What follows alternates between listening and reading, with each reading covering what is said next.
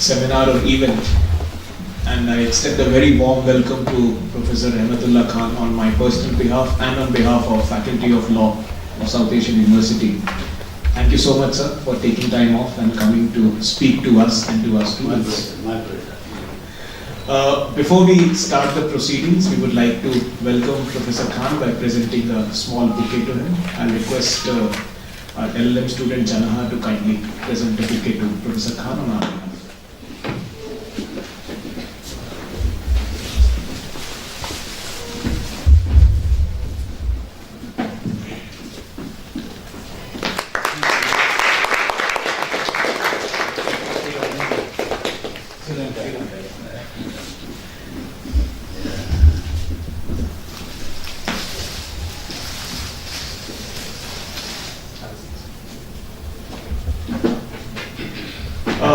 Professor Khan does not need an introduction, and any introduction that you give to him or about him will perhaps fall below below the work and the stature of the person.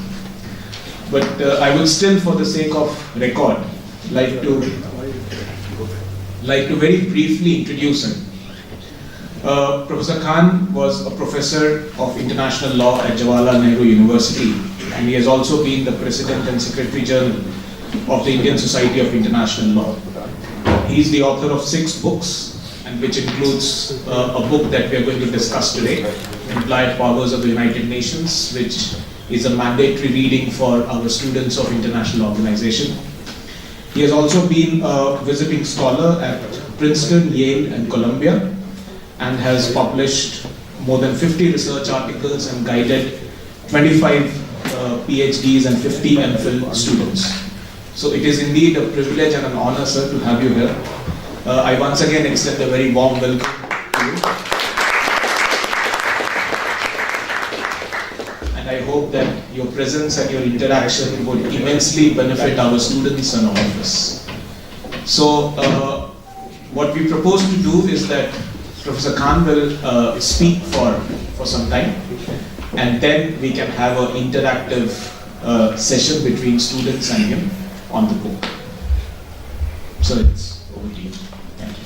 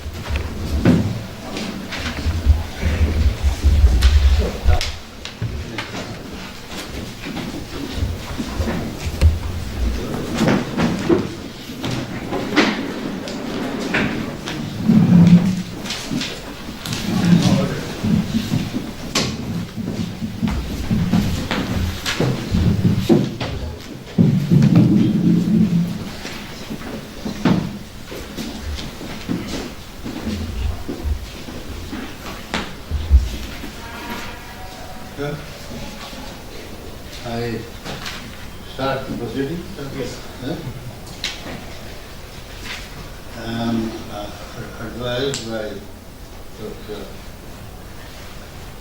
Tyagi, who deserves, especially in recent days, he has acquired a reputation of science by becoming Vice Chancellor of the University. And I must share a secret with you. That is, this morning, early morning, I get up at about, like most of you do, I'm sure, 9 o'clock or so. So I was sleeping still, and then suddenly I realized I was in a dream. And what I was seeing in this dream, I've been thinking about all kinds of things. But and this is especially very pleasant, which is the dream about Yogesh Tyagi occupying the highest presidency of the country.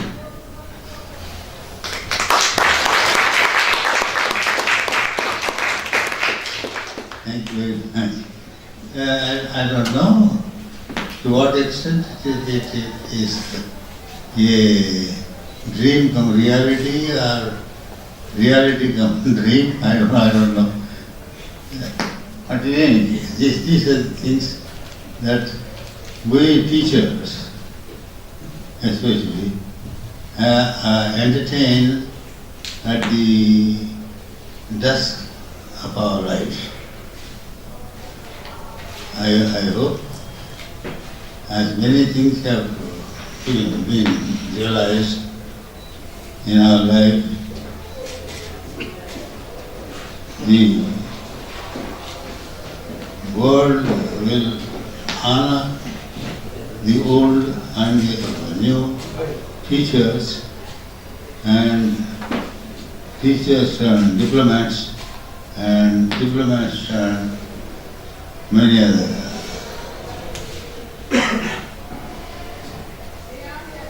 So, now,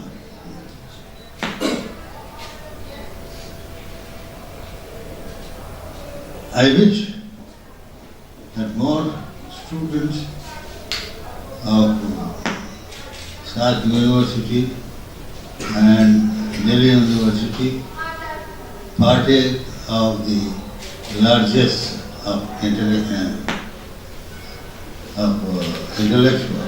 attainments that you have secured and you have witnessed in recent years. I am sure the tradition would continue and it would enhance further. And with that, I extend the warmest of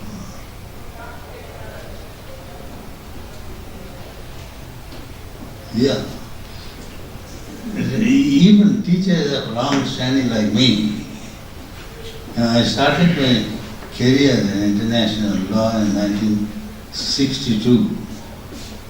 I don't know, I have lost count of the years that I have spent in pursuit of intellectual excellence. I don't say, I don't claim that it has been a great pursuit and a great success.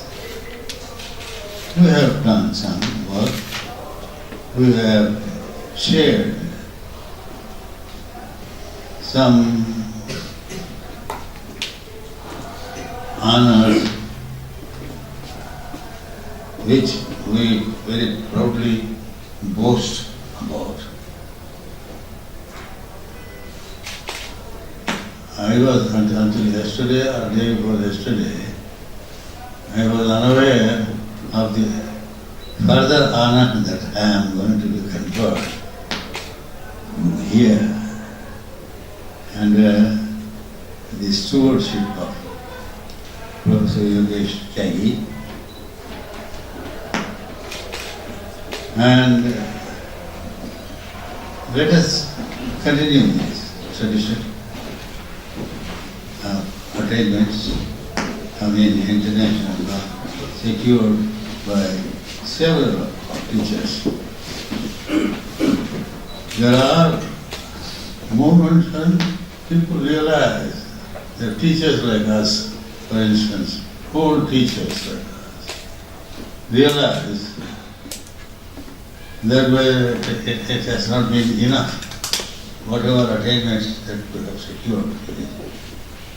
So I am passing through such a phase in my life. I don't know to what extent I have. secure recognition are debunked by detractors. I don't know. But let us assume that whatever has been attained until now is good enough or not good enough, if you choose. And it has got to be passed on to young people like you, which I am sure under the stewardship of Professor Tyagi and his colleagues here, like Hede, for instance, who has been my student also. I proudly present and I proudly recognize and raise my hat, which I don't wear, but as a matter of whatever. So let us not turn it into an exercise of self-proclamations. And I don't feel very happy talking about myself. I'd like to talk about you, and I would be pleased to interact with you. After Professor Tyagi's small introduction, we can open the proceedings. Is it all right? Yeah. Huh? You gave me one day to prepare myself for introduction like this, but I am sure you will make up the differences. Okay.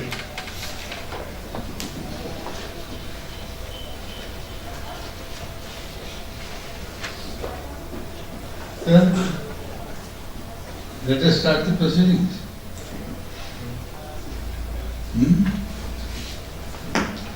How many are you in this batch?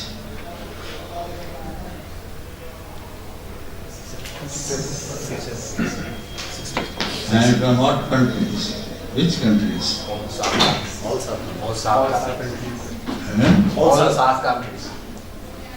All SAARC countries. These days I am encountering some physical and biological problems. And so you have to raise your voice in order to make me hear properly. Yes? Hello. We are from all the SAARC countries, sir. What did it say? We are all from SAARC countries. All SAARC countries. All SAARC countries. Yeah. Yeah.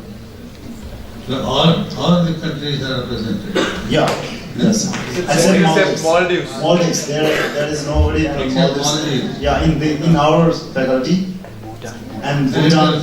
It was doing so well, Maldives. Suddenly what happened? This year we don't have. This year we don't have. Earlier batches had people from Maldives Yeah. as well. Yeah? Our seniors. Yeah.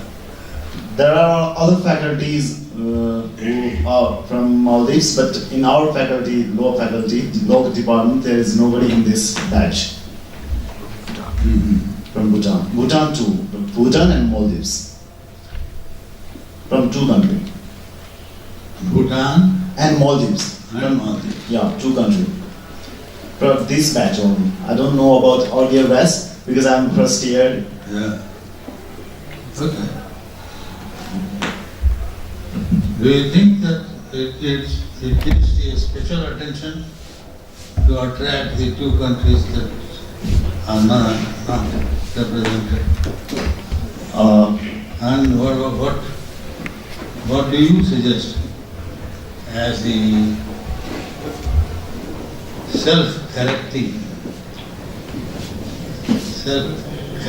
process.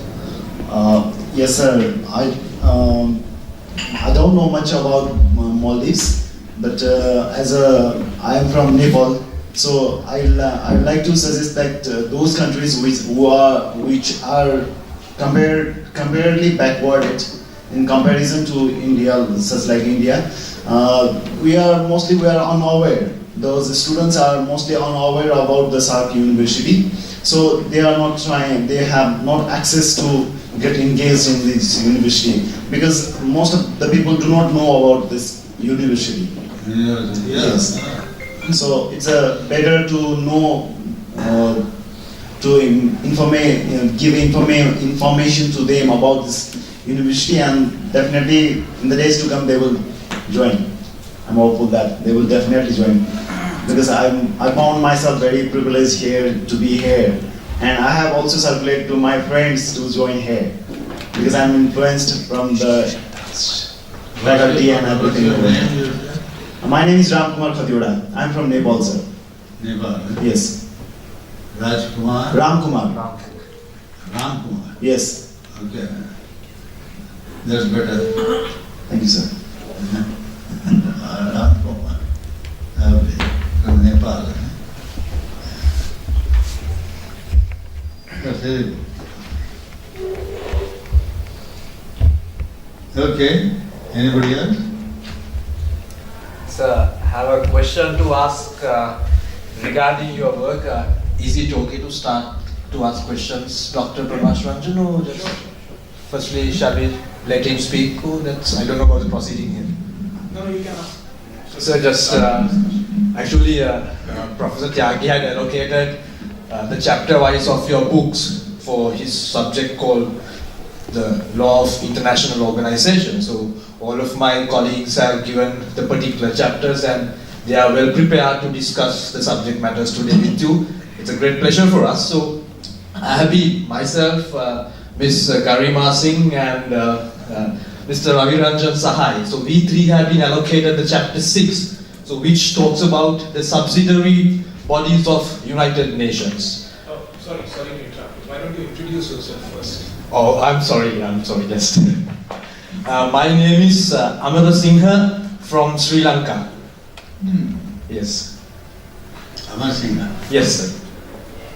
Yes. Okay, so in this particular chapter, chapter 6, the subsidiary organs and the implied powers of United Nations, I came across the fact that you have elaborated under the Article 100 of the UN Charter, which has described and how should international civil servants of the particular international organizations should work and how should they uphold their loyalty and their principles to the organizations, and as well as the UN Regulation 1 emphasizes the fact that when it comes to the internal matters of the international organizations, the UN Secretary General and the employees of UN, they should not take advices from their member states, from their mother countries, but they should settle those disputes within the United Nations, and they should not go beyond that territory. So, but I am a bit curious to know how should international servants work in this sphere of life without thinking about the loyalty to their own respective states. As an example, we have come across many incidents when it comes to working with international civil servants. Sometimes they may show their partiality, they may show their loyalty towards their member state. So I wish to know what is your viewpoint on this matter. Thank you. It's a good thing that you raised this question about the interaction between member states and individuals representing those member states. There are two different aspects. The first aspect is the loyalty, sense of loyalty or obligation that individuals entertain in discharging their duties to the organizations, statutory organizations. For a very long time, there was no such recognition of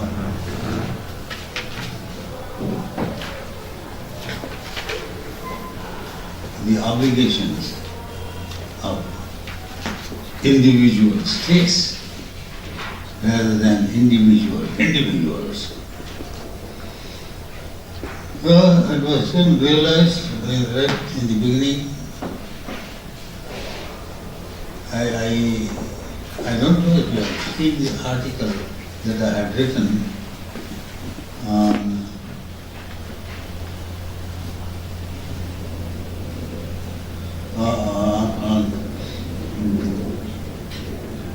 the duties of states and statutory organs when they discharge their duties, normally, locally, obligations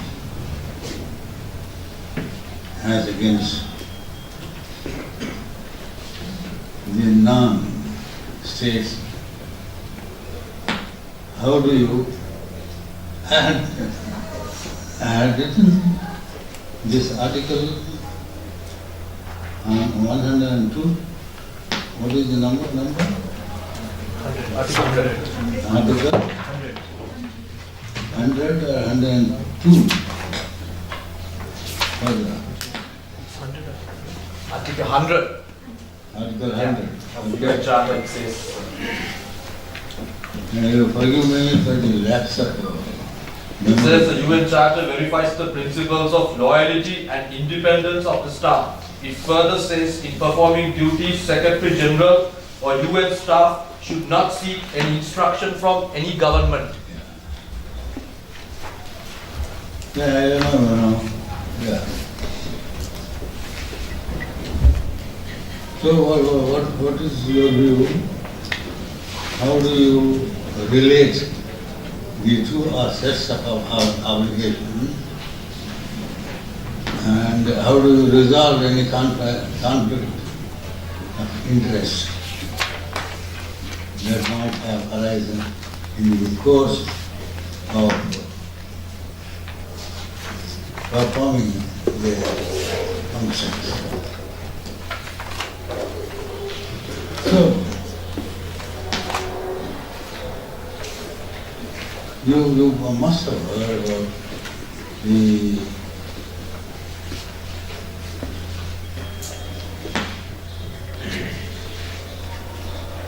practices and the problems that are encountered by individuals as well as states.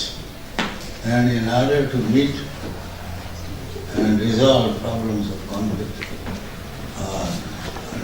misunderstanding, understanding of what is the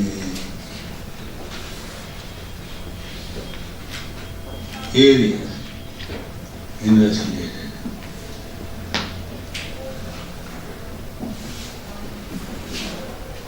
There is what is the statutory organ that seeks to resolve problems arising between states and international organizations. There is a whole set of international legal obligations crafted on to the law of state obligations and individuals and individual obligations.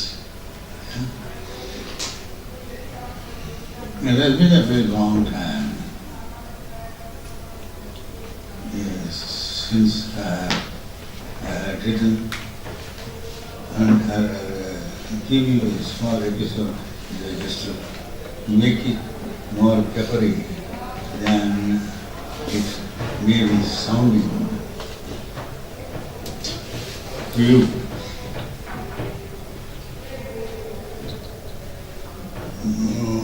I was in the Hague some years back, which resulted in the writing of the book on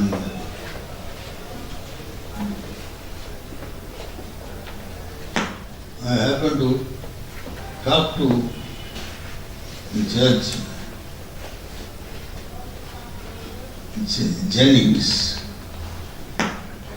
on the phone. He was very kind to receive the phone call and to entertain me briefly.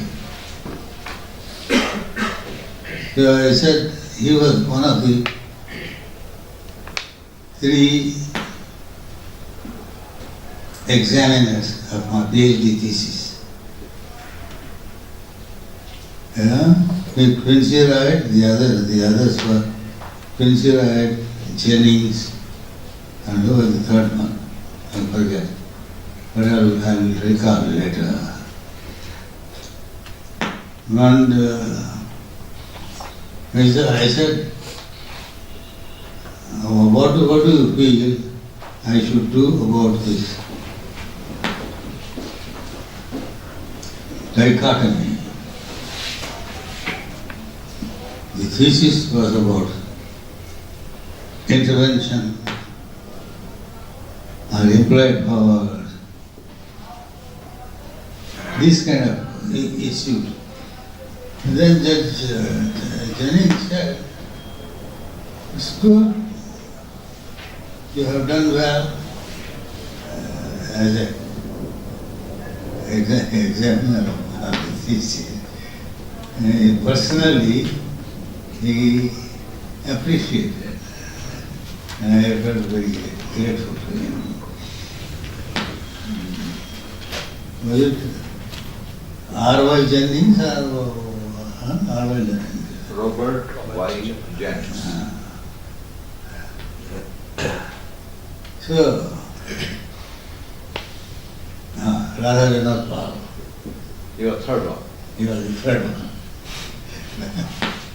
So these are memories that are embedded in your conscience, and you would appreciate and you would come out richer in terms of Tell about your supervisor too.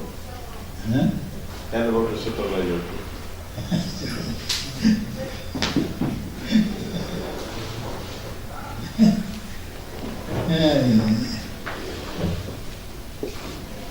I have had a privileged set of students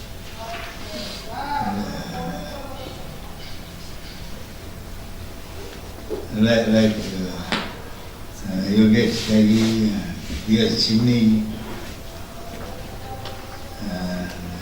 The only fellow who got out of this net of international law, supervision, money did his PhD thesis. Subsequently, he was on other assignments which he performed, I'm sure, to the best of his abilities and our understanding.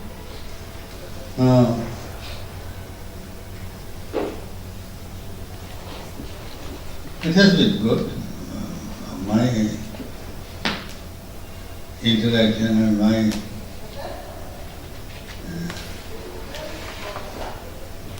efforts of international law have been rather satisfactory.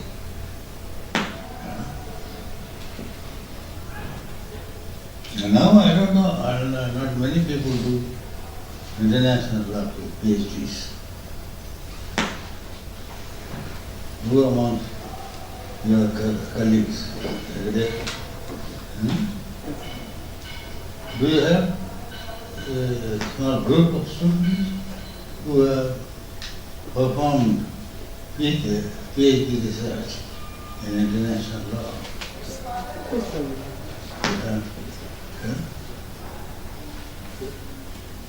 Here, of course, it's still taking time. In the area, of course.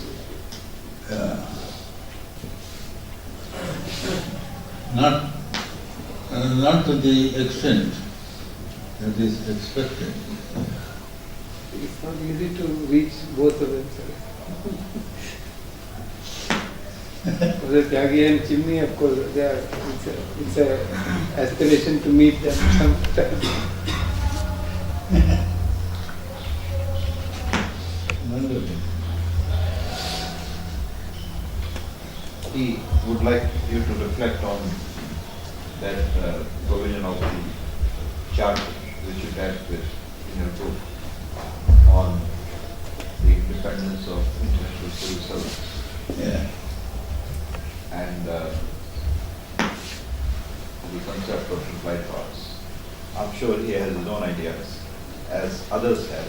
So I'm sure you would like to listen to them also. Yeah. So they will reflect on your work along with their own views. Oh, yes. Of course. So go ahead.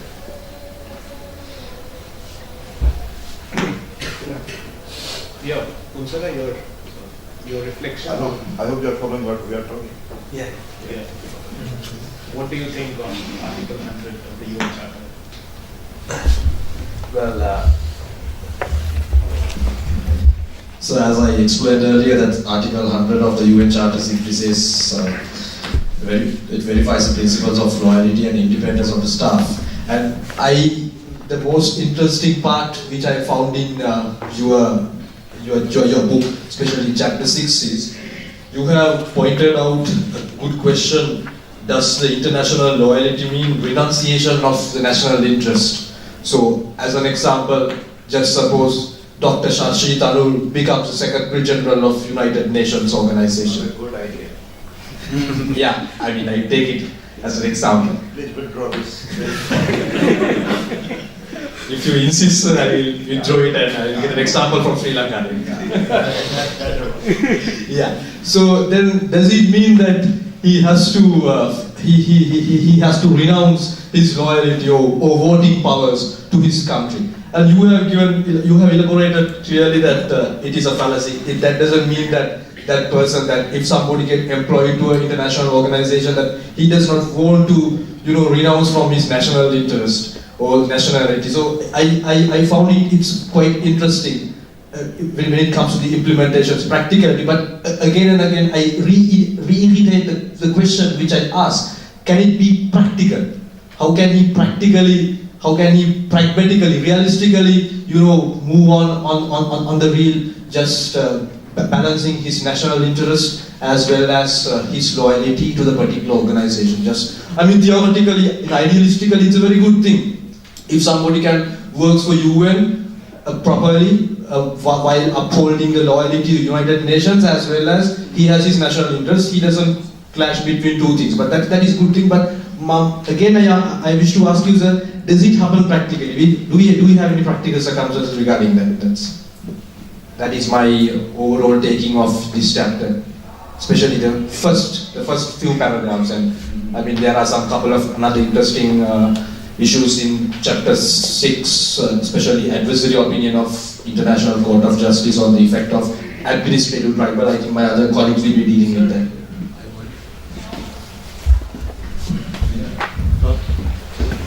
Good afternoon, sir. I am Ravi Sayed, and for this chapter we have been assigned responsibility to discuss this chapter in three parts. So, although I have gone through the whole chapter and I am able to comprehend, so my dear friend Kunsara Amar Singhe, he said about that how it is possible in practical sense while maintaining one's nationality, one can serve for any other organization without getting biased from his or her national sentiments. Now, specifically, it is specifically mentioned in this book by you that it is possible. Say, for example, these people are not denied voting rights and their all national rights. So the thing is quite similar that as two advocates litigate in a court of law, when it seems to be that they are enemies of each other, but when they come out of the court, they are friendly behaving personals. So I think that the profession and human behavior, personal behavior, is a demarcating line that can determine one's. You are keeping your mic very close. Mic little away from your Yes, sir. Okay, so what I mean to say that this is possible because your work culture is different from your personal life. You have been given your privilege, so these things are already discussed in these books. Your nationality is nowhere denied, but when you are supposed to discharge your duties for the cause of an international organization, you must be honest towards your duties. This is one of the keys. Now, he mentioned Article 100 of the United Nations Charter. So, of course, it mentions for maintaining the sanctity of the working of its employees that no instruction should be taken by its employees from nations outside this organization. Simultaneously, the Charter makes provision under Article 101, paragraph 3 that integrity, competency, and efficiency of the organization should be given of the paramount importance, and while maintaining its functional character, it has power to make any arrangements to give way to maintain its efficiency, integrity, and competency. So, in furtherance of this article, the administrative tribunal was constituted so as to meet the exigency of the circumstances whenever any dispute arises, how it can be resolved. So this chapter basically mentions that the judgment when it fell upon the United Nations Supreme Body itself. That actually when administrative tribunal was established under this charter for the maintenance of efficiency, competency, and integrity of this United Nations. So what happened that the dictum of the administrative tribunal went against the status of the Secretary General, who happens to be the supreme body of this United Nations organization. So the question was that how a subsidiary organ can supersede the status of a supreme body of the organization whose dictum is liable to bind the all subsidiary organs. Not supreme, principle. Yes, sir. Principle. So these things are there, sir, and the principle is that the matter was referred to the ICJ to be discussed, and ICJ came with the approach that going through simply going through the provisions of Article 101, paragraph 3 and the intendments that has been made in the statute of the administrative tribunal itself under Article 10, paragraph 2, which says that the judgments and dictum of the tribunal should be given, should be binding, and it is not, and for the creation of administrative tribunal was of the nature of a judicial body. It was not that of advisory body. So, while dealing with these situations, the actual intendments should be taken into account. What was the intention of the organization behind establishing this administrative tribunal? So if there is no express provisions pertaining to the overriding effect of the Secretary General's approach to overrule the dictum of the administrative tribunal, then under those lacking of express provision, the court's decision cannot be strike down. So this was the ICJ approach, and subsequently, in furtherance of this ICJ advice, the United Nations General Assembly also amended twice his administrative tribunal statute and made provision that there should be the establishment of a committee in case there is ultra vires act of the administrative tribunal, or there is some other ambiguity, to seek the advisory opinion of the International Court of Justice. So this was the ultimate approach of this chapter. So everything is well defined and nothing is ambiguous in this chapter. So I think that it's quite clear, the approach is quite clear nowadays pertaining to how this administrative tribunal, international administrative tribunal should work. Ravi, your point is well taken. Yeah. So I think we should give chance to others also.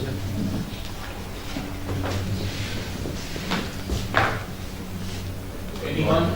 Want to reflect on national interest, conflict with the loyalty towards the organization, legal obligation, and continuing attachment with nationality and national interest. How to balance it?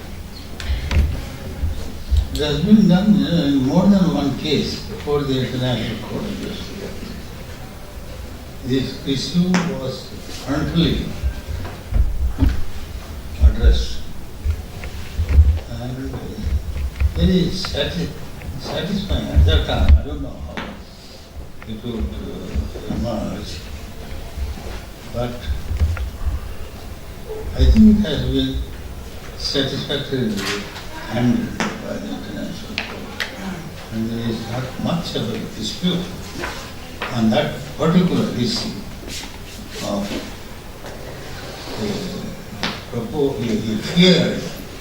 a feared conflict between the national interest and the international necessities. I don't think that the problem has been resolved completely yet. But at the time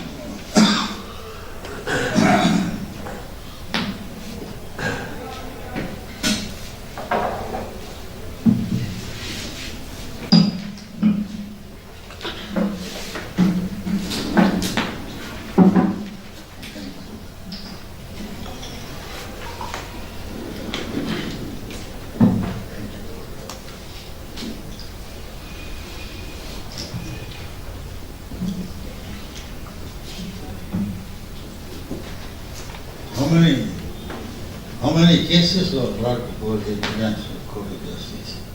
I have lost count, and I don't know if anybody else remembers.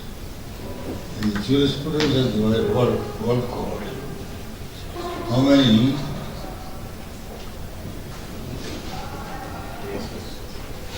cases are considered by the particular cases? Has anybody followed? Sir, around 63 or 64. Around 60, sir. Around 60. 16. No, 60. 60. 60.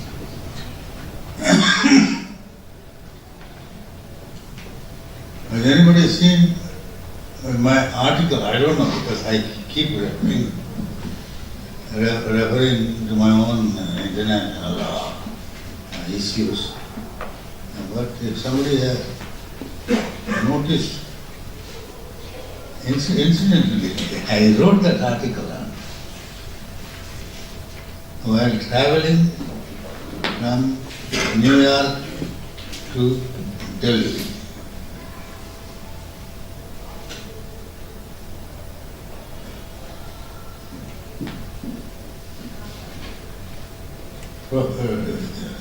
Just again the same, was my supervisor for PhD thesis. And he fixed, he had traveled free of cost.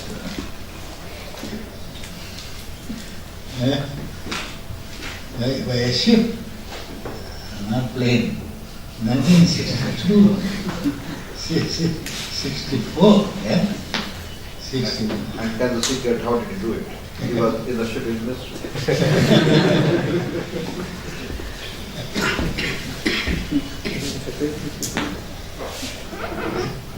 जहाज में चलते हुए article लिखी है।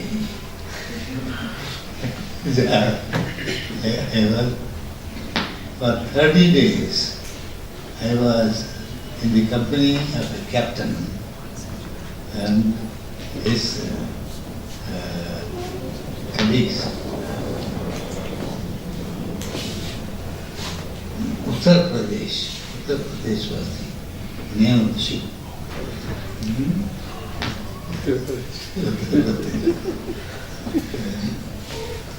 30 days I was on the ship.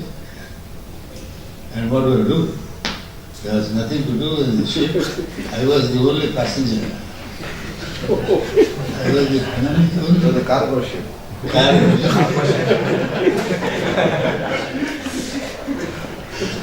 50 rupees as a token, recognition that it is not a free ride. You have to pay 50 rupees.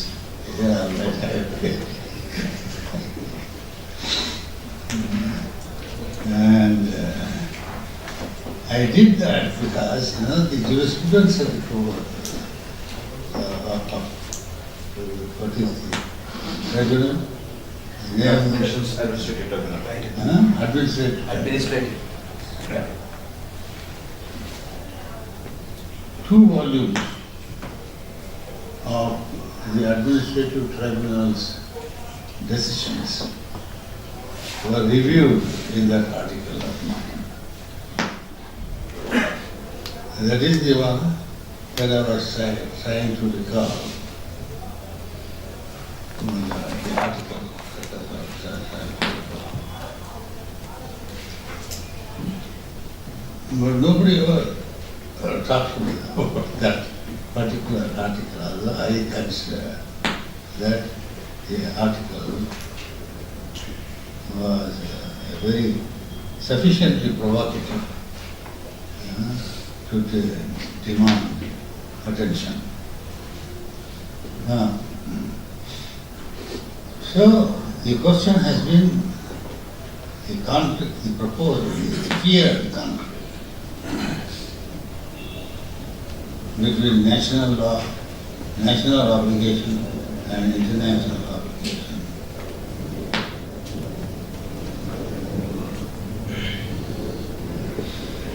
Do you remember this? What happened subsequently?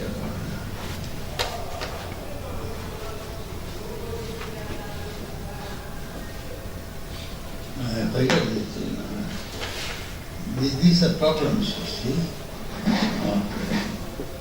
Age. Yeah? As you grow old, you lose memories. You forget whatever you have said earlier, subsequently, conflicted with you, whatever is said. But basically, it has not been very bad.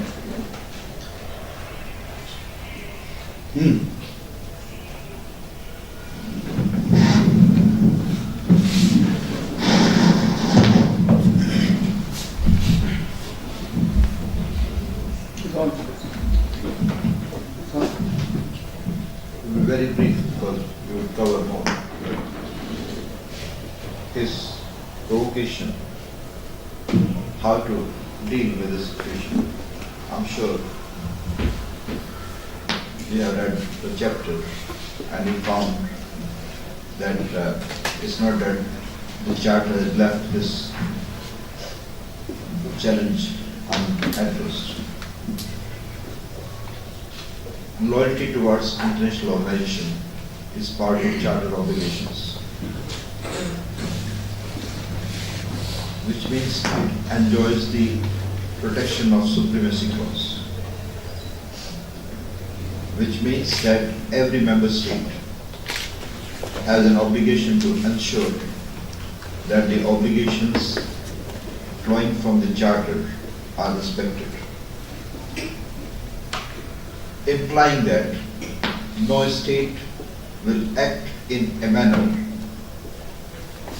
that becomes an obstacle in discharging of this obligation by its own nation. This is expected from that state, not only in terms of Article 100, not only in terms of supremacy clause, but also in terms of one of the fundamental principles of the Charter, that the member states shall fulfill their obligations in good faith. So you have three sources of support for the principle of independence of international civil servant. First, Article 100 itself. Second, supremacy clause. And third, principle of good faith. But there's something more than that. There's a positivist approach to understand the challenge and to explore the solution. There's something more than positivist approach to deal with the issue of how will a person respond when his or her national interest appear to be in conflict with his international responsibility or international obligations. First, this purported conflict is not very real in practice. It does not come too often in reality. It comes very rarely. Second, conflicts are generally very small. They are not too vital conflicts. And third, you have mechanism within the functioning of international organizations that enables international civil servants or persons in the service of the United Nations or international organizations to manage, to resolve, or to address or to deal with those conflicts. There are different models to deal with these kind of conflicts. One model is ICJ model. In ICJ model, if there is a conflict between your national interest and the oath that you take as a judge, as a member of the International Court of Justice, it is assumed that what will guide you is not your national interest, but what is written in Article 38 of the Statutes of the International Court of Justice. Article 38 of the Statute of the International Court of Justice is not known as a model of resolving conflict between national interest and loyalty to international organization. It is never considered that way. But I consider it the most powerful model to deal with the situation where a judge's national interest appear to be in conflict with his loyalty to international organization, in this case the International Court, and its obligation to act impartially. If you read the judgments, advisory opinions of the World Court, then you will find that a very large number of judges, though they have sided with their respective states in the judgments delivered by the court, but they were not the isolated ones. It rarely happens that the court pronouncement was 14-1 and that one person happens to be the national of that state. You will rarely find it. What you may find is that 5 people were on side and others were on the other side, and probably national of a litigant state happens to be one of those.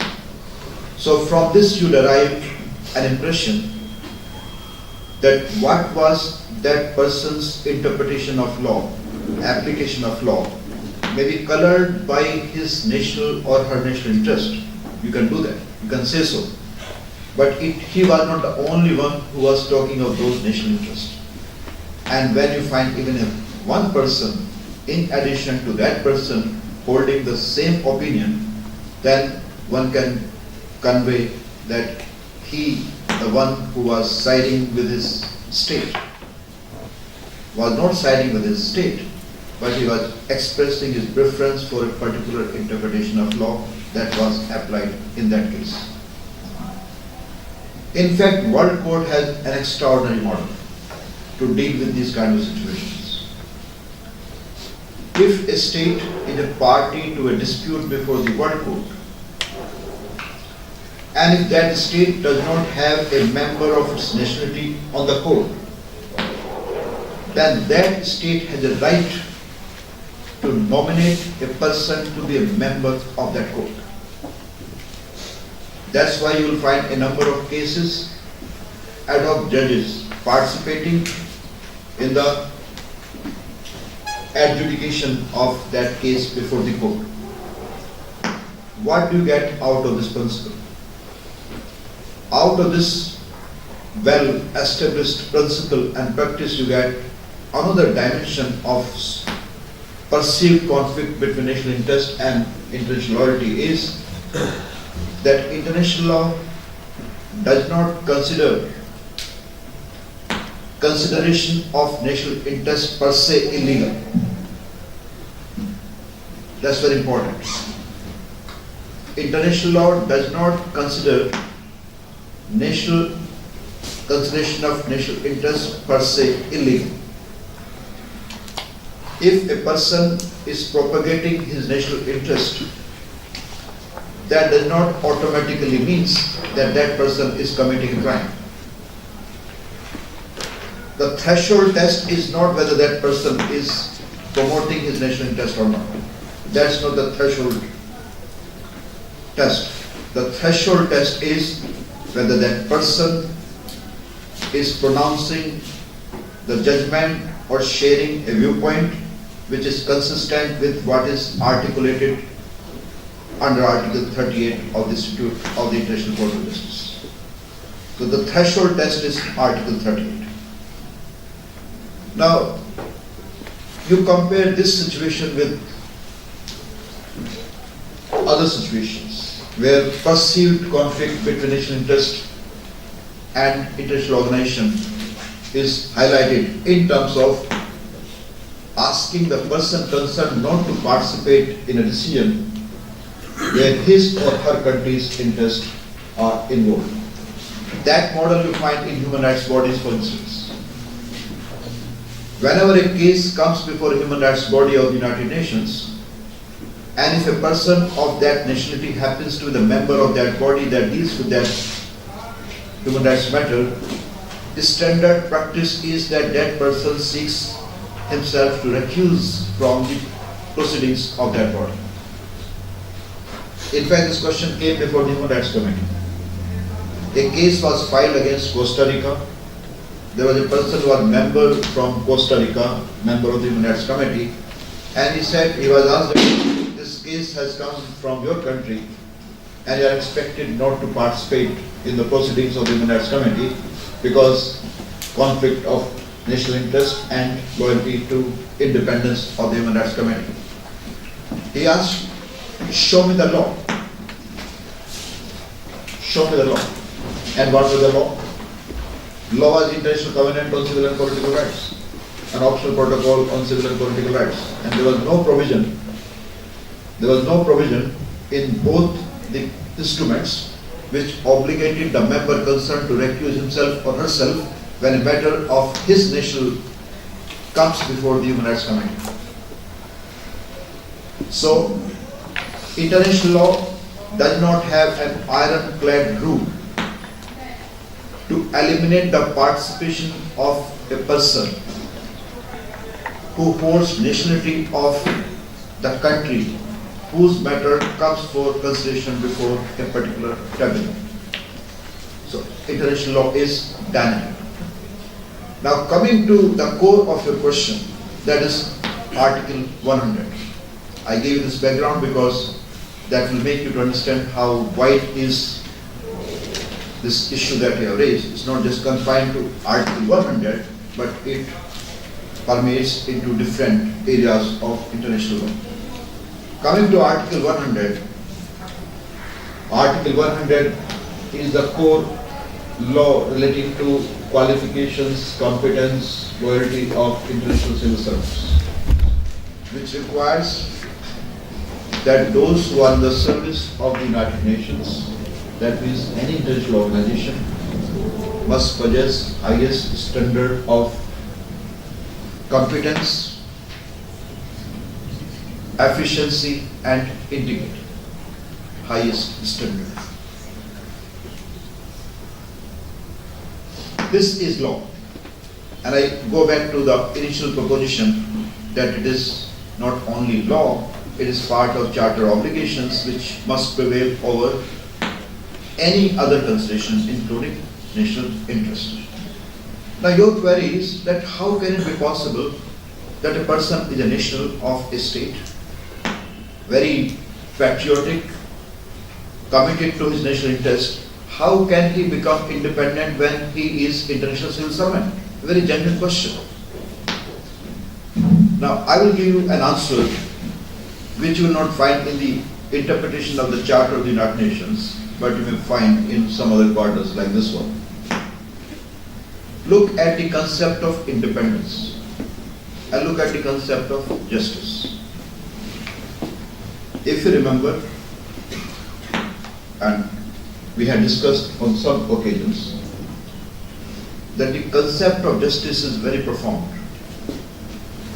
Is more profound than the concept of legal justice. And I'm very fond of quoting the epitome of the concept of justice, that is Quran. Quran says that a person has duty to do justice in a matter related to others, related to his relatives, family members, and including himself.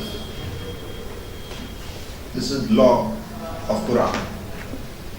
So when you are in the seat of power to do justice, and if your national interests are involved, and if you follow the Quranic injunctions, then it is incumbent upon you to do justice even when that matter is of your direct interest. At least all those who believe in this philosophy, I don't call it Quranic law, I call it all those who believe in this philosophy, in this principle, they should have no difficulty in dealing with the situation that you have in mind. And I can assure you that when a person reaches that stage, when he becomes a judge of the world court, not all judges, there are few who need not to reach that stage, though they have reached a place. Reaching a stage is different than reaching the place. But most people who reach that stage, when they decide a dispute, they are truly governed by law. An example was Professor Harsh Lauterbach. Harsh Lauterbach when matter came before the World Court relating to UK case, he was the one who did not follow exactly the lines of his country concern. And he was feared for his independence. At the international level, judges are not feared because they may side with their nations. No, those judges are very good judges according to states. The real threatening judges are those who are independent. As a result, most states make special efforts to appoint a judge who is not too independent.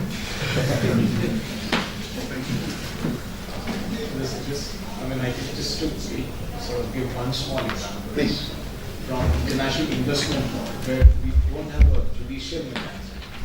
In international investment law, where we don't have a judicial mechanism, but states and investors nominate an arbitrator. Both the state and the investor do their best to ensure that they nominate an arbitrator who will side with them, rather than decide independently. So this just to sort of give another example from another sphere of international law. So what happens that in the world of international organizations, we have different models. Big model or international investment model is one. Whole law of arbitration is based on this model only, that you ensure that your nominee is your spokesperson. Basically a lawyer. Yes. Now I will give one very exciting case which you may not have followed, but it's a very latest case. Very provocative case, this one. A case was filed in Permanent Court of Arbitration recently. Case was between Croatia and Slovenia. Maybe Slovenia or Slovak. I think it was Slovakia, right? Permanent Court of Arbitration, one was the nominee of Croatia, another was nominee of Slovakia, and third one was the one who was nominated by the President of the Permanent Court of Arbitration. Now this person who was nominated by Slovakia was very nationalist, as he has to be, and very efficient also. So much efficient for that for every small thing he used to do, he used to get proper guidance from his home state. What Croatia did, they taped all his telephonic conversations.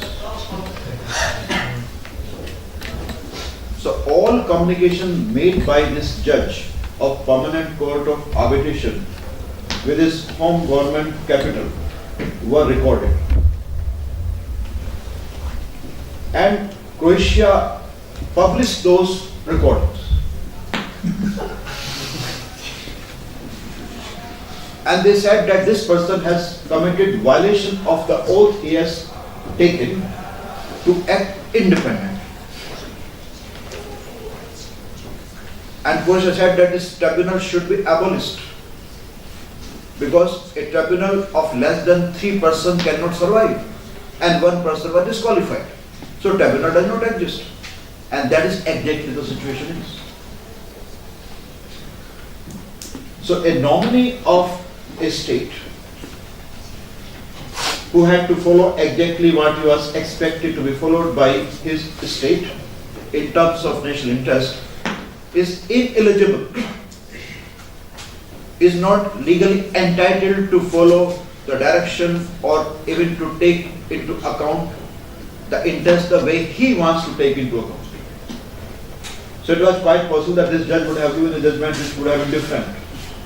But not only that he had to act independently, he had to project himself that he was acting independently.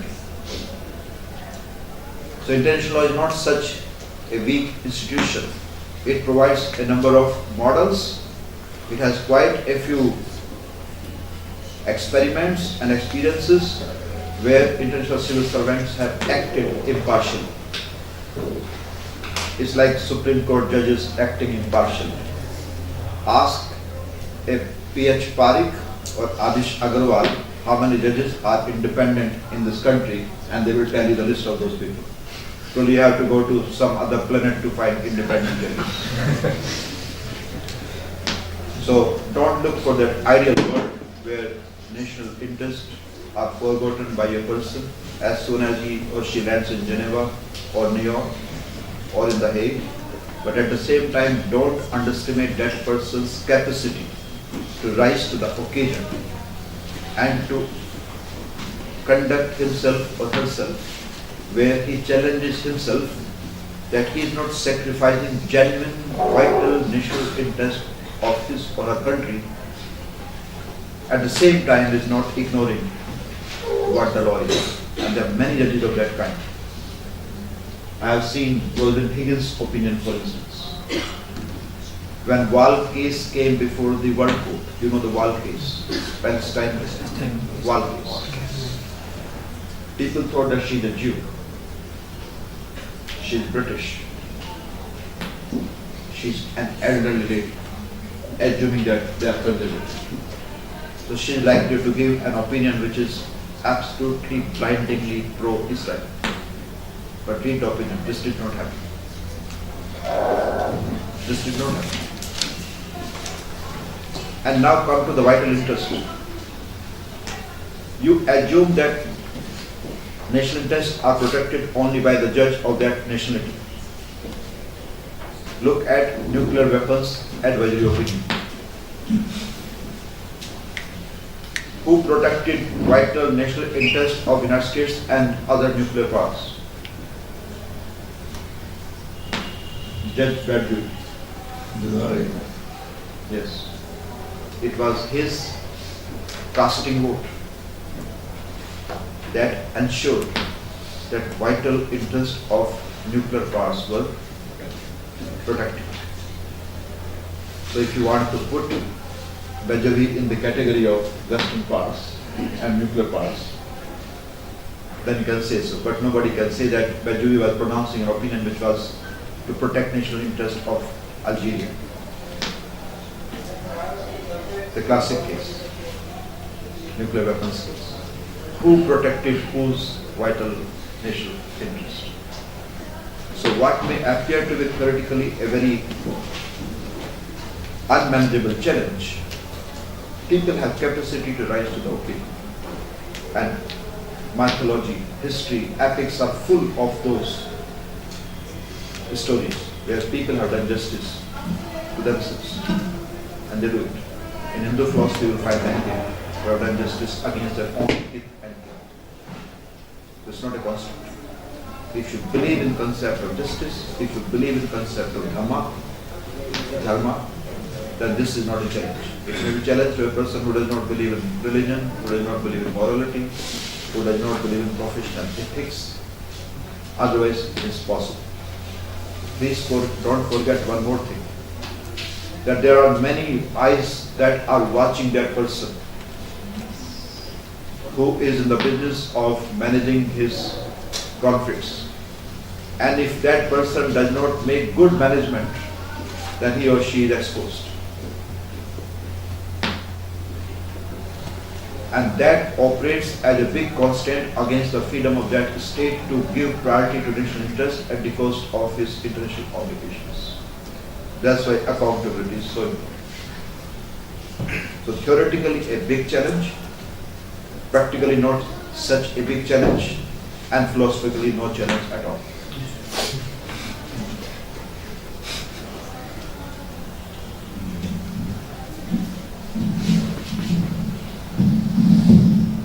Go ahead.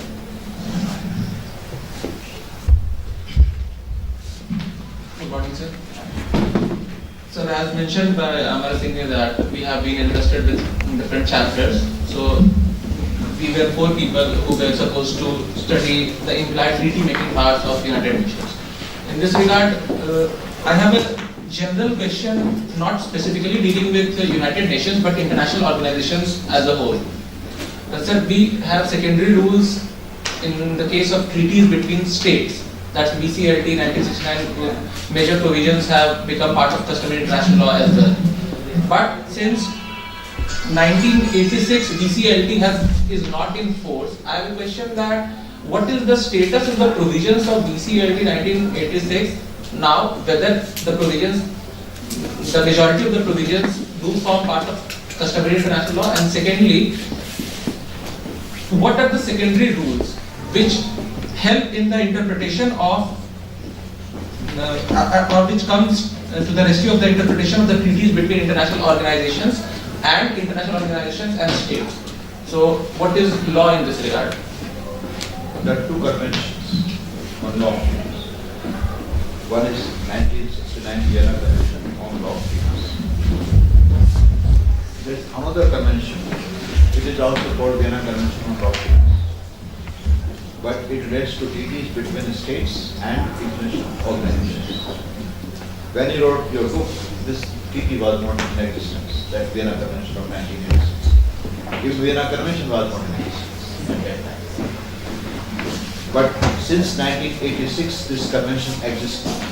It talks about the law relating to treaties between states and international organizations or between international organizations. This convention is still in force. No. Though adopted in 1986, but it has not got in force even now.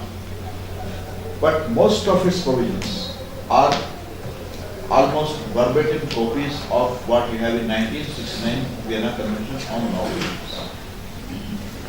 Now, the question of unborn is, what status you would like to accord to the provisions of 1986 Convention, which deals with treaties, law relating to treaties between states and international organizations, or between international organizations, whether those provisions should be considered as customary law, or they should not be considered as customary law, because they are part of a different convention, or they should be considered customary law because they are identical to what is found in Vienna Convention of 1969, which is considered largely as reflection of customary international law.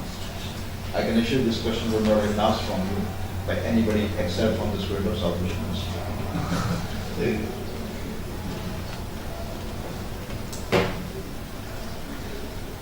Anybody else?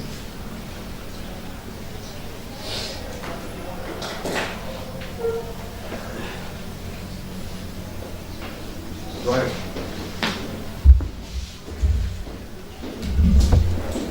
Good afternoon. Good afternoon, sir. I'm Shrika Chaudhary. I'm pursuing M.Phil PhD over here. So I have a question relating to UN immunity. Ask question related to implied past denominations. This is a session on book. So if you have a question on book, right, or on the book, then on a general session on the UN. I understand it's not a general session, but as you were discussing the implied powers, so Sir does discuss about how we were discussing international civil service. So I had a question that Article 105 of the UN Charter provides for waiver. So you discussed about official acts of the international civil service in your book. I want to know that if it is not an official act, does the waiver apply ipso facto? Under the Immunities on the officials of the United Nations. And the question is whether the immunities apply ipso facto. That means, if I don't know whether she has it in mind, ipso facto in this case means, or could be interpreted, whether it can be applied irrespective of the state concerned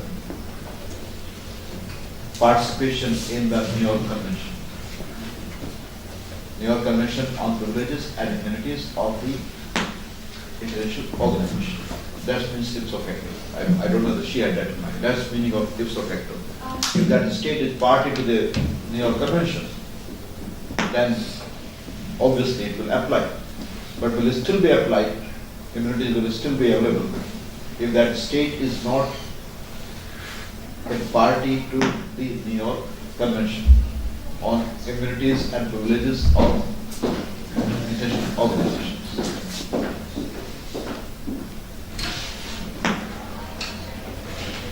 You never thought that they will ask us typical questions.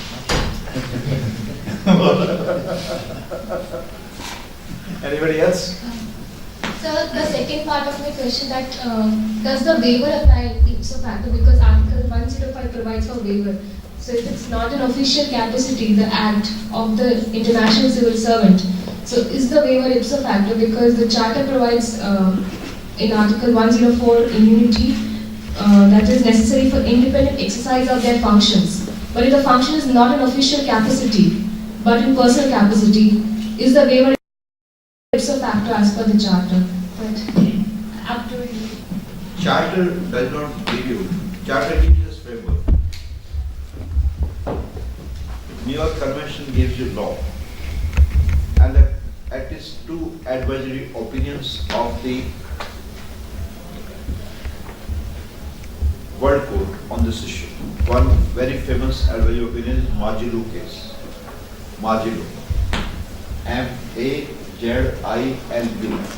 Majilu. Majilu was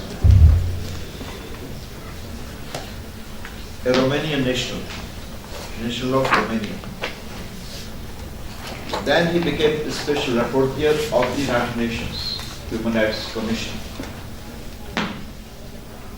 dealing with a human rights issue that was of global concern. He used to come to Geneva, go to New York, to go to different countries for his work. And he enjoyed all those privileges and privileges. Because New York Convention obligates that when an official of the United Nations is in the territory of a state, then that state has obligation to provide all facilities, privileges and immunities to the person concerned, official concerned.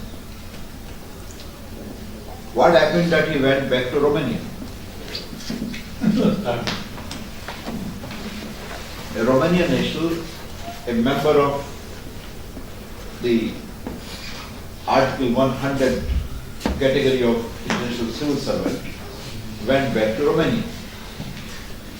And when he went back to Romania, people did not hear him for quite some time. So his people, his colleagues in New York and Geneva were keen to contact him because he had to submit his report to the United Nations. And when report was not coming, they tried to find out where Majilu is. And he was incommunicado.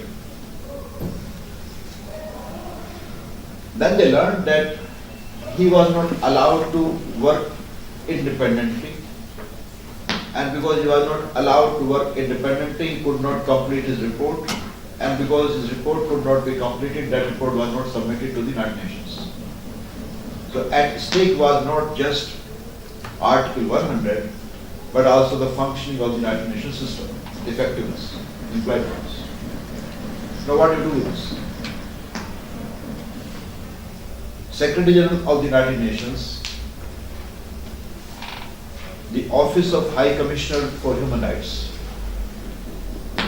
colleagues of Majilu, Dimitru Majilu, tried to convince the government of Romania to allow Majilu to get out of Romania to complete his work and allow him to function, to discharge his duties as expected by the mandate of the United Nations. And Romania refused. So it was considered as a violation of not only Article 100, but also New York Convention, and also a challenge to the doctrine of effectiveness of the United Nations. When the matter could not be resolved, it was referred to the World Court for advisory opinion. And the question was, what you are asking,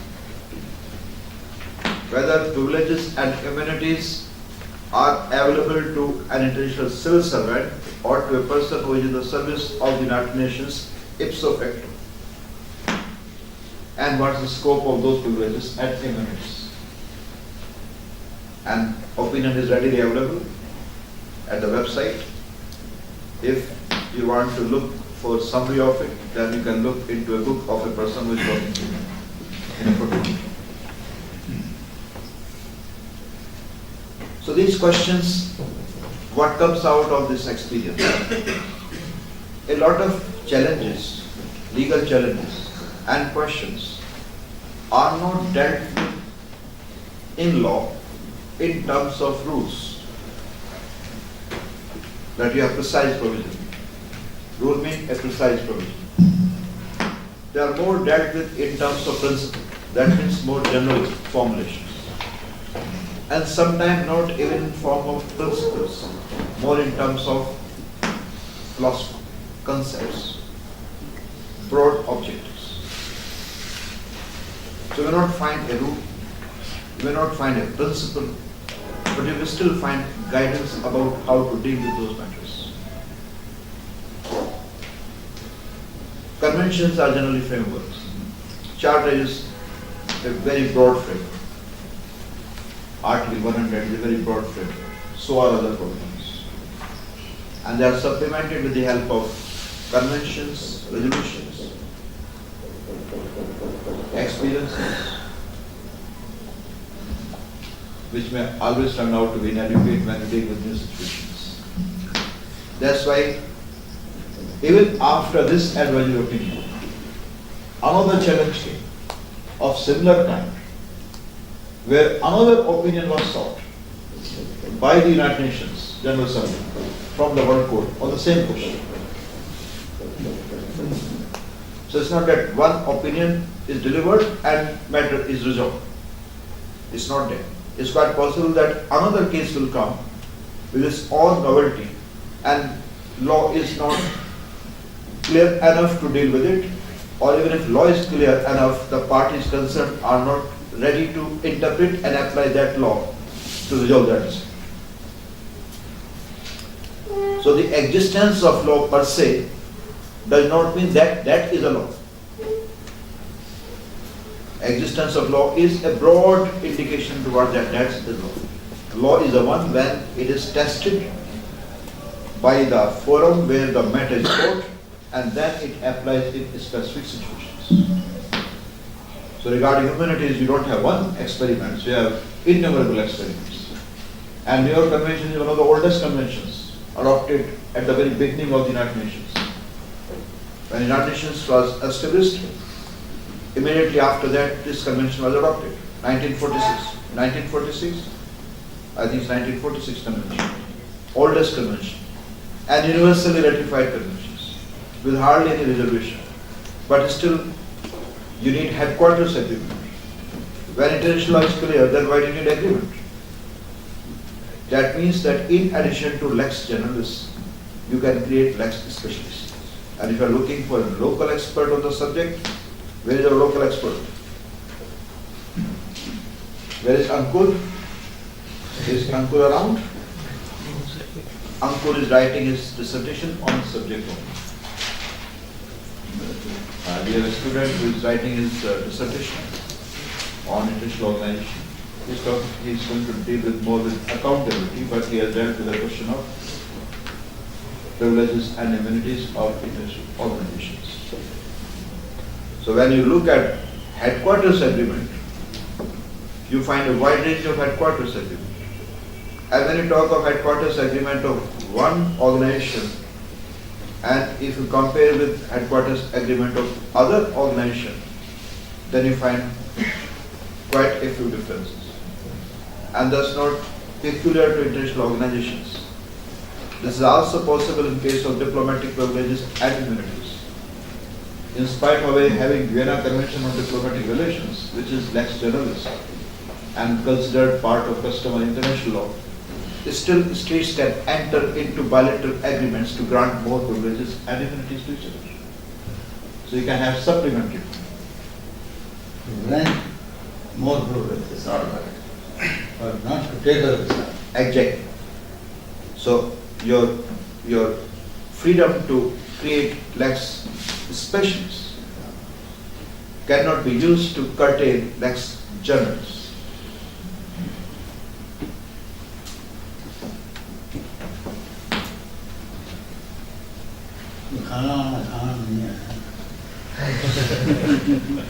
इनको खाना 3 बजे खाने की आदत है,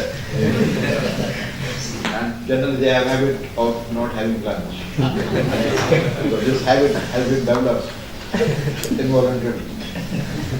So they miss lunch when they have my class. Anything else? Yeah, go ahead.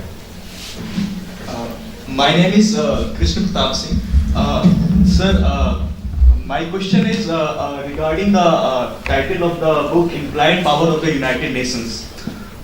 Sir, if we see if we see the title Implied Power of the United Nations, then we find that its correlative will be the implied liability.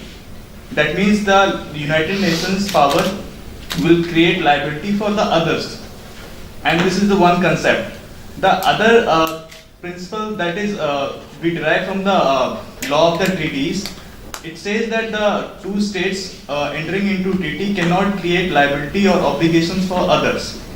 So does these implied powers of the United Nations create liabilities or obligation for the third states, third party states who are not treaty to the who are not party to the United Nations Charter? Basically, he's asking question about the applicability of obligations given by an organization for non-members. That's the core of this question. There's a provision in the Charter of the United Nations which lays down that even non-member states will not act in a manner that hampers compliance with the obligations of the United Nations. That's the principle of the Charter. Now you are talking of the obligations created by international organizations for those that are not members of the United Nations and expecting those members to do something positive to comply with those obligations. This question came in the context of neutrality. Whether a state can remain neutral in the world of the United Nations Charter. That means whether a state is bound to act in accordance with the decision taken by the Charter bodies in spite of not being member of the United Nations. And that debate became relevant in the context of Switzerland because it wanted to maintain its neutrality. And they said that neutrality is dead after the adoption of the Charter, because ever since the concept of collective security has come, and we have provision in the Charter that everyone is expected to be bound by provisions, not provisions, obligations arising out of the Charter, then everybody has to comply irrespective of that state is a party to the Charter or not. Now look at practical aspects. You have almost 200 states now. Most of them are members of the United Nations. So your question is basically good enough to be discussed in this classroom only. Because there is no state which says that I am not bound by this obligation. And that does not mean that if a state is a member of the United Nations, that will not say so, that I am not bound by this obligation.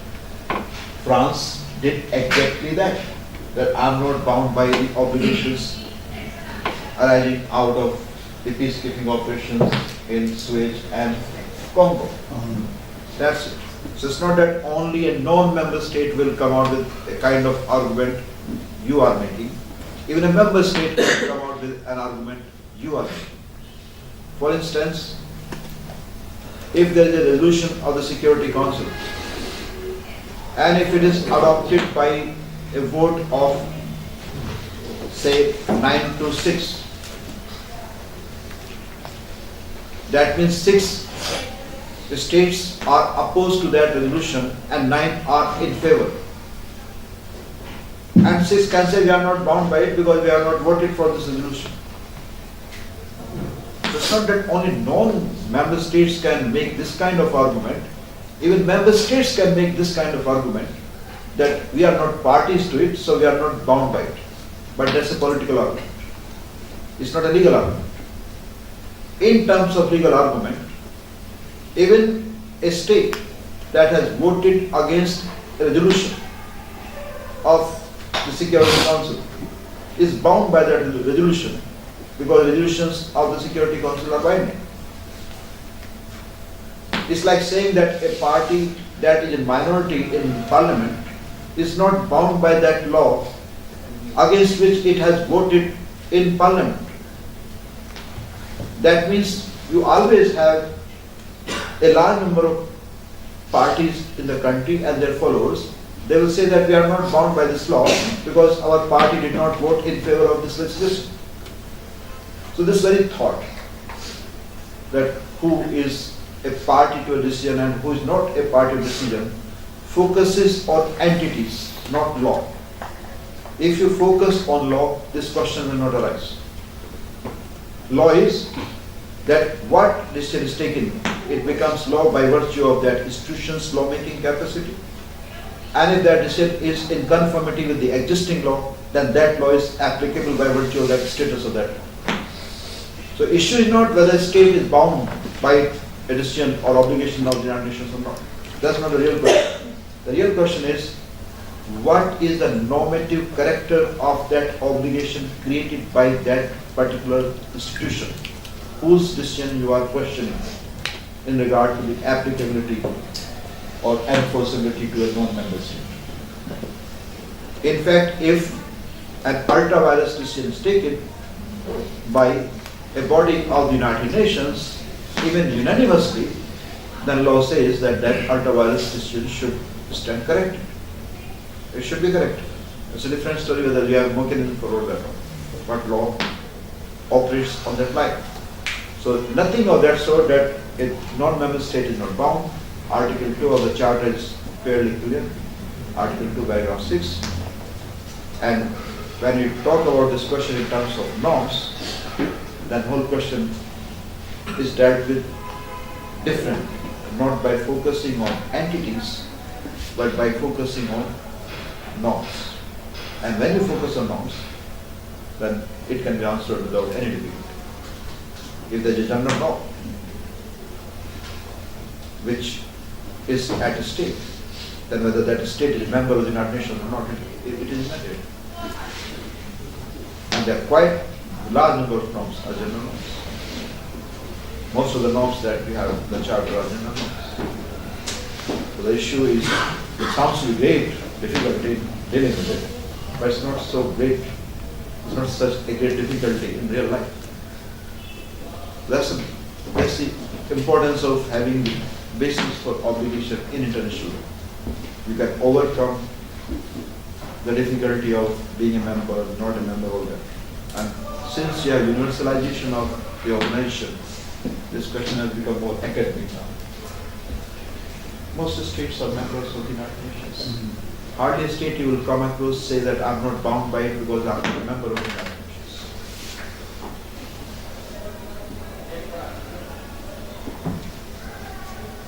Anybody else? Yeah? Go ahead.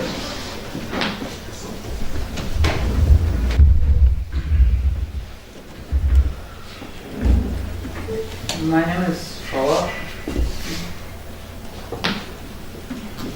More than your name is important is your name of your country. By the permission of sir and You still did not understand. You still did not understand the importance of the message of the country. More important than you is the name of your country. Yeah, I'm saying I'm Prof from Afghanistan and I'm pursuing here LLM in second year. So basically my question is from Turkey sir. We have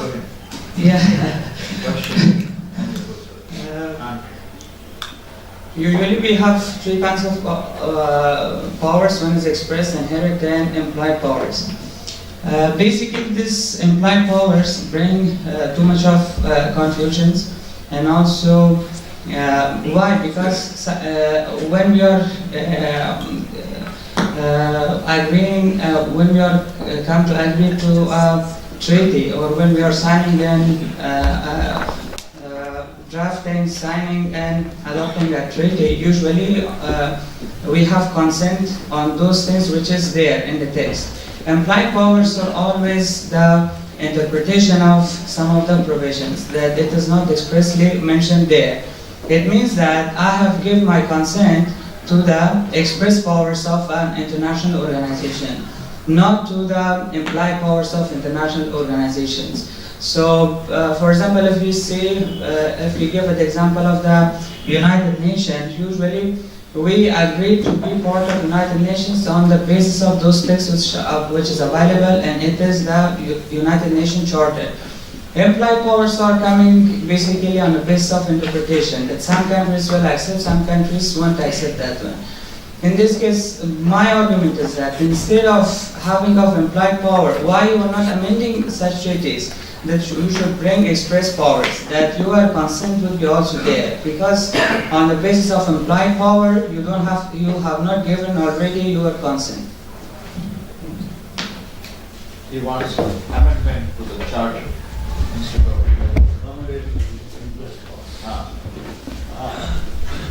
Now, what is not wrong with implied powers as they exist now?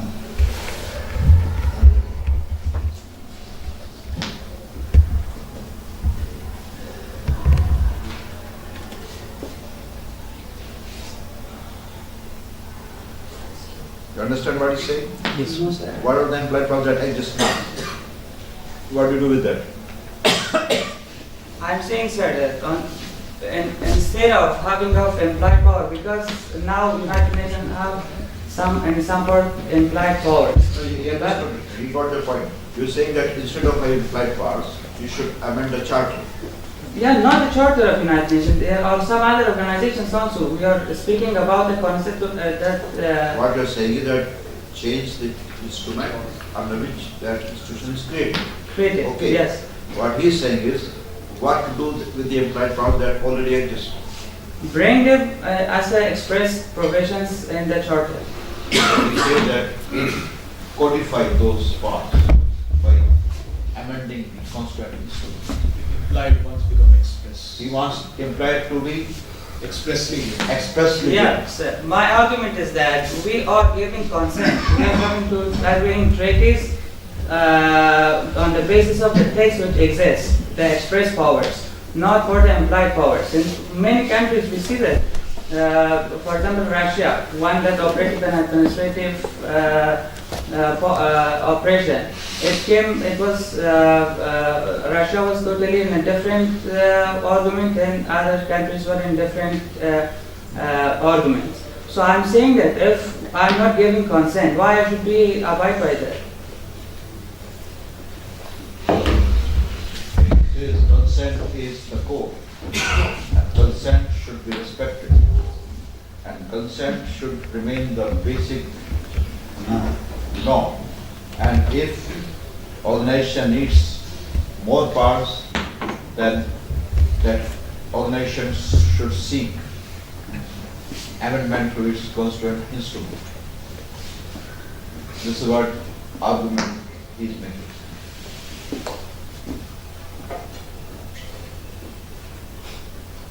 How many powers are given to you when you came from Afghanistan to India by your parents? How many powers were given to you when you came from Afghanistan to India? I told you, some powers are inherent Please powers. press it now. Yeah. Are you exercising some powers that were not given to you by parents? Yeah, for example, I'm not practicing that he is our father. I'm not taking So his... that means you are exercising some powers which were not given to you by parents. Isn't it? So you want to become qualified now? Or you want to continue to exercise without qualifying?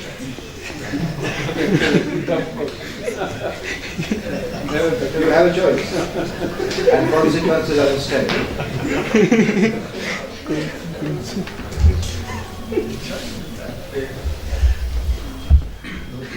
No constituent instrument can be comprehensive at any stage.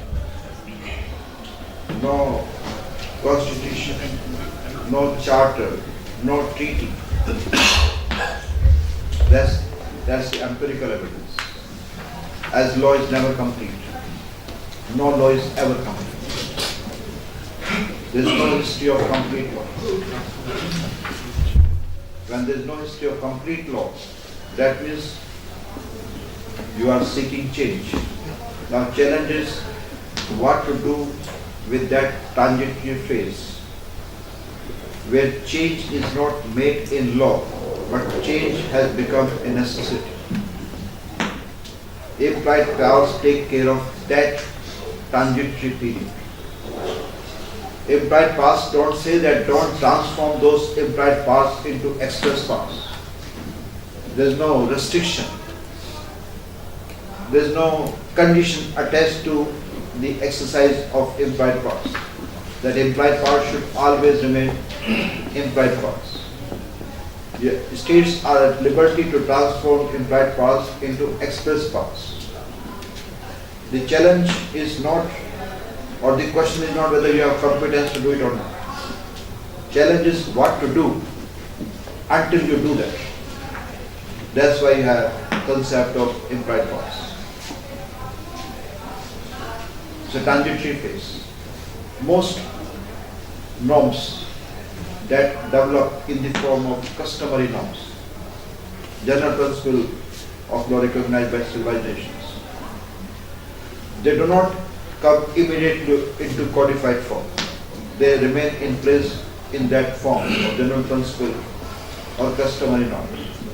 And when subsequently a codificatory process is in place, then they appear in those codified instruments. Because no instrument is a final one. Like you have protocols, European Convention on Human Rights. When it was drafted, and no doubt was found that many things that it should have had are not there, many rights. So they started adopting protocols. 1, 2, 3, 4, 5, 6, 7, 8, 9, 10, 11, 12, 13, 14 and continue. US Constitution. US Constitution you find more in amendments than in the main constitutions. Still you need implied powers. And the concept of implied powers came from naturalists. Doctrine of effectiveness, you have dealt with this. Doctrine of implied powers and institutional effectiveness. The main source of jurisprudence was the United States, not India, not Afghanistan. All that way you think they don't refer to any developing countries. No analogy from this part of the world ever become part of international law. So analogies that become part of international law are those that are developed either in Europe or in the United States. So what you call general principles of law recognized by civilized nations means civilized European nations or United States. So that's what the real formulation is about. So it's a concept, how to deal with a challenge that comes up immediately and you are not in a position to formally amend the constituent instrument. If there is a fire at the place you are present, what will you do?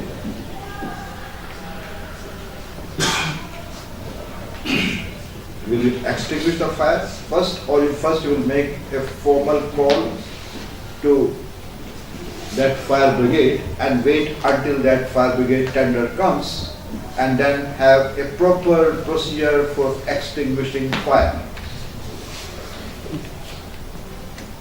If you wait until then in India, then there is no need to wait, then you can wait in the next life.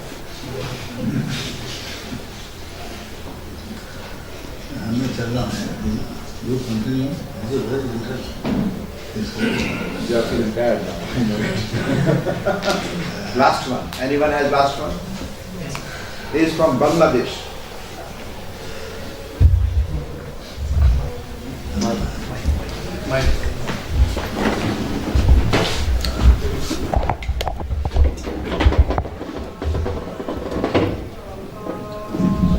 Assalamu alaikum, sir.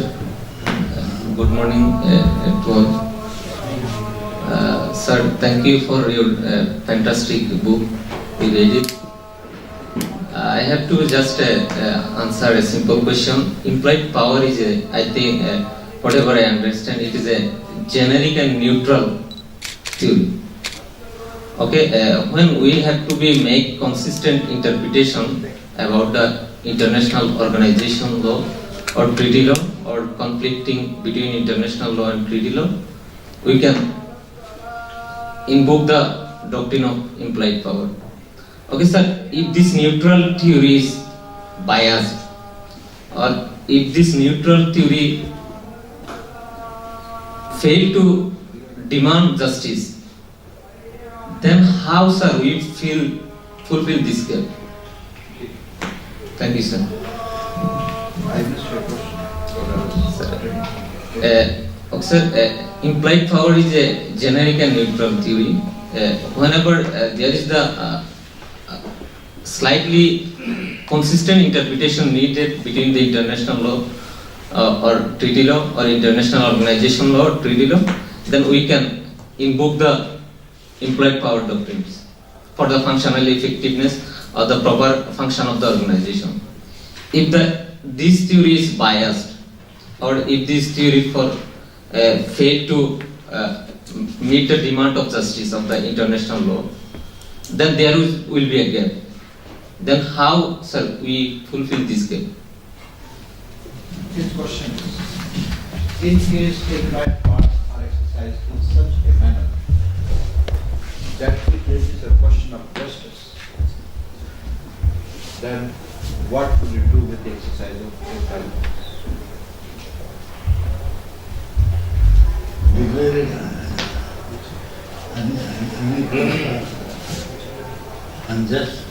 Unjust exercise.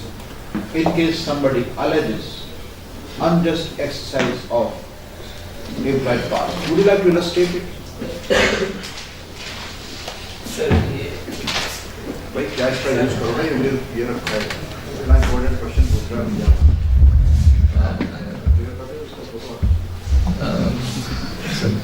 Sir, that means some organization internally make any decision. This is not consistent. This is not comply with the implied power. Okay. Then, sir, I can make illustration from SAU. This is an international organization based on a treaty agreement. But however, internal decision, or I don't know, according the consent base, maybe a state can consent at this. There is the quota for 50% quota for Indian student. Okay, if the SAARC another 7 country make this, the organization make this decision based on implied power, or I don't know, is express power. If the organization makes sometimes biased decision, then there will be the gap between international organization, internal law and international law. Then I don't want to against the international organization or law, but I want to fulfill this gap. How we will fulfill this gap? Would you like to ask this question for me or people on the fourth floor? If you want real answer, fourth floor is the floor where we have special evidence and special powers. Where fourth floor is where people have special powers, understand vice president, new stars, and other officers. Person with special powers. This question deserves to be answered by those people because it's a very direct question about South Asia. Unless you have claimed your expertise on South, your expertise on mathematics. And apply implied powers in there. His argument is, in case implied powers are exercised by an organization, and if the exercise of those powers are perceived as biased decisions, then what do you do? Is it what the question is? Yes, sir. And in this case, very specific organization, that is SAARC or South Asian University, which one is that? South Asian University. South Asian University. So you can answer it, I will not afford to answer it because I have to draw my salary for you. Let me draw without any interruption. What do you do with a situation where implied powers are exercised in a manner where the exercise is considered biased? is different from the advice of institution, preparation, not certain expenses. Certain expenses was a situation where the argument was that the institution was not competent to undertake that obligation. Here argument is different. Argument is that the organization has exercised its powers or has performed certain functions in a biased manner. What do you do with that kind of situation? Well, here you have solution. They can go to a particular hall and meet together and pass a resolution and write a letter with signatures. If you are talking of South Asian University, this is what you have done. I have received a copy of a memorandum you have submitted to the university, isn't it? So not only you have perceived problem, you have also tried to conceive the solution. So, solution they have found for that is when they consider that a decision they consider biased, they get together, affected persons get together and prepare a memorandum with a charter of demands, sign it and submit it to the authorities concerned. So this is what South Asian law is and practice, both together. It's a good exercise. Yeah, it's evolving. You are developing interinstitutional law in the context of South Asian. It's emerging practice. Let us wait what emerges out of it. Whether some people disappear or whether some norms emerge out of it.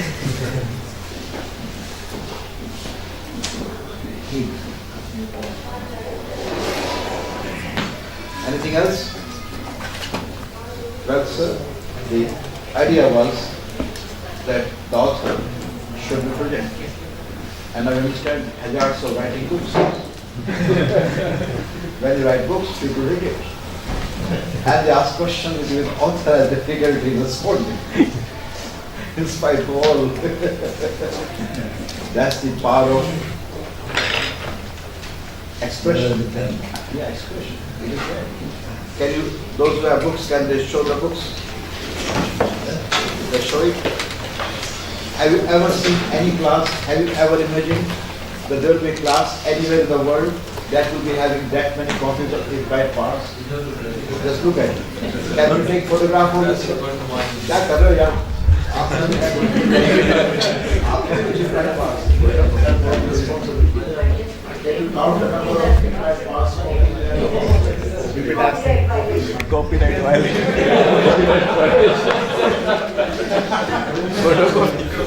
This is exempted for academic purpose. So they have read it. They have read it every chapter. They have discussed in the class as they do every day. And I don't think anywhere in the world this is very, very familiar and know a lot about implied parts and definitions and international conventions. And not only that, they supplement this with additional readings. They deal with more definitions relating to implied parts than what you have covered in your book. There's a lot of more controversies that have come since then. So we can felicitate Mr. Khan. I would like to invite my friends from Afghanistan, from Pakistan, from Bangladesh, come forward to felicitate the author of the implied parts of the United Nations. He is from Afghanistan. He is from Bangladesh.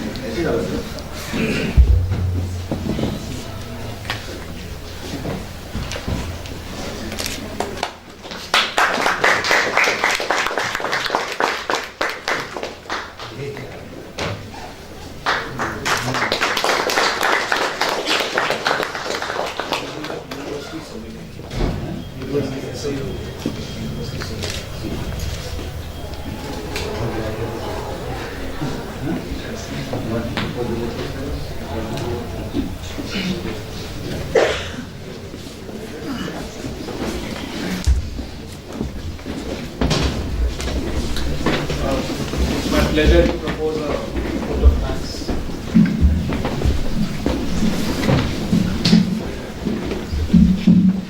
My pleasure to propose a vote of thanks on behalf of South Asian University. We would like to thank Professor Khan for coming over here.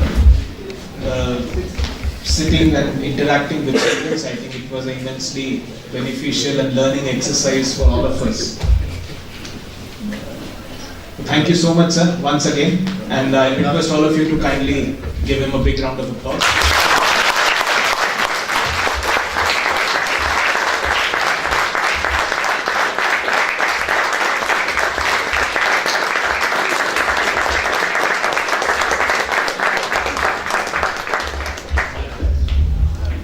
They need your blessings, they deserve your blessings. They are best students in the world. We have proved by demonstrating Implied Powers books in the text. It's a very fabulous statement. I'm sure with your blessings, they will do extremely well.